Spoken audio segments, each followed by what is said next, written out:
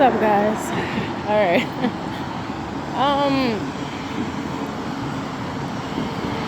I don't even know how to say this. Can we go across this? All right, so I think I think they trying to go to the field.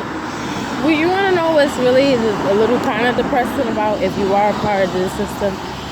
That it's really going to get to the point where you really probably aren't going to have friends. You're not going to have a spouse.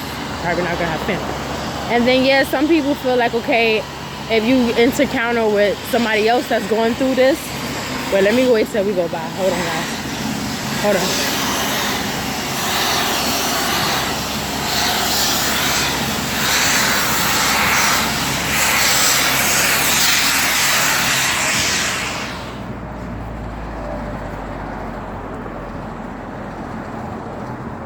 Okay, I didn't know they was gonna start it up again.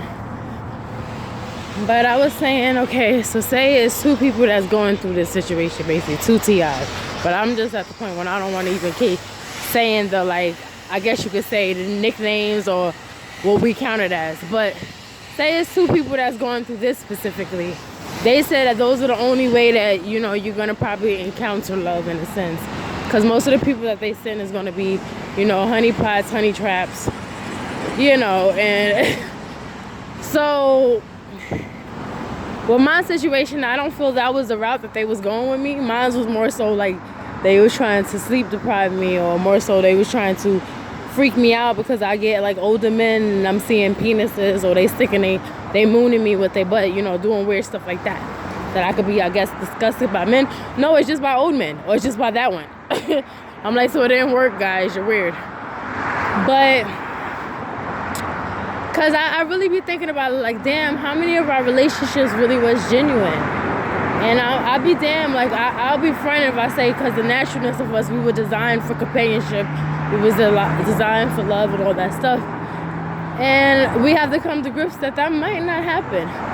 Now, I'm all about, I believe in Father, and I believe in Lord Jesus Christ, and I feel if he wanted me to have it again, he shall let it be.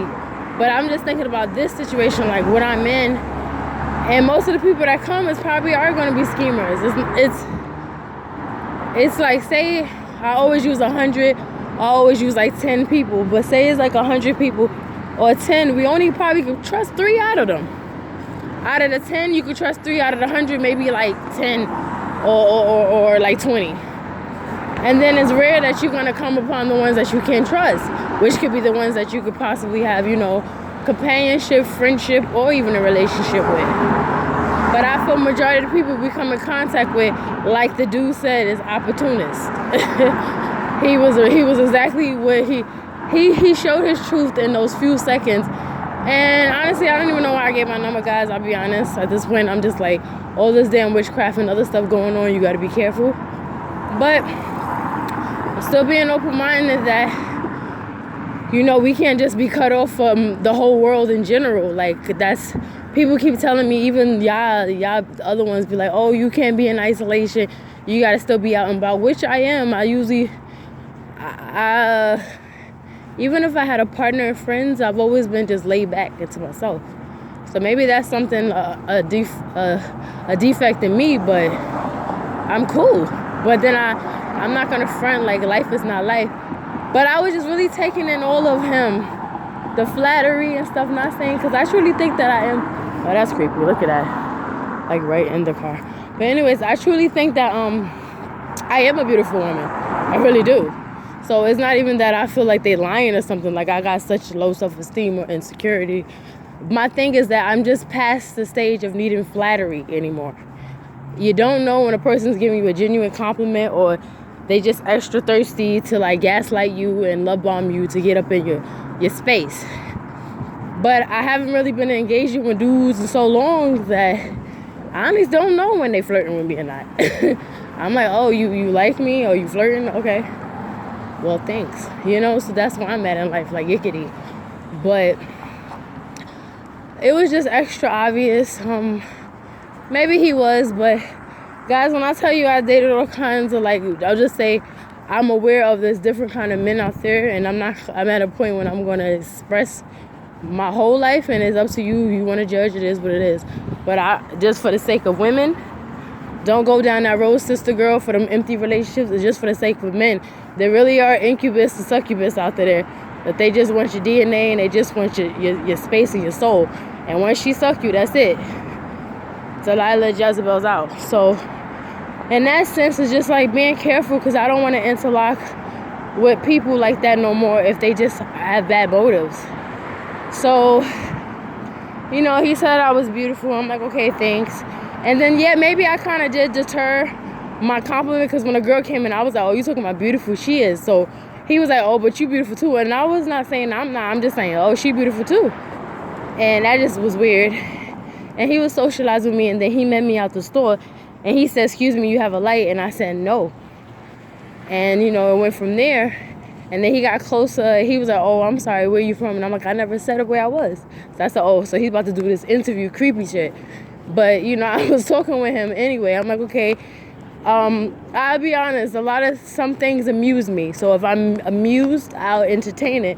But I already know what's up. And I'm just like, you know, I'm going to keep it pushing from that. I'm not going to, there's no furtherness probably for our relationship, to be honest. Like, that's why I said, guys, they really have taken a hold on us, because, like, some people really did like these colors before we was a part of it. Because it's used so wickedly and so demonically now, you're really just not sure. But, yeah, like I said, I dated certain... I'm going to be honest. I dated a guy in the past, and he was in the field of, like, gay. We're just going to say gay. Bisexual, or he has some stuff that he needs to figure out by himself. And you can imagine a girl having to go through that. So when I come upon dudes and I get a secret radar about them, I just be looking like, bruh. First, I want you to be honest with yourself before you can ever be honest with me.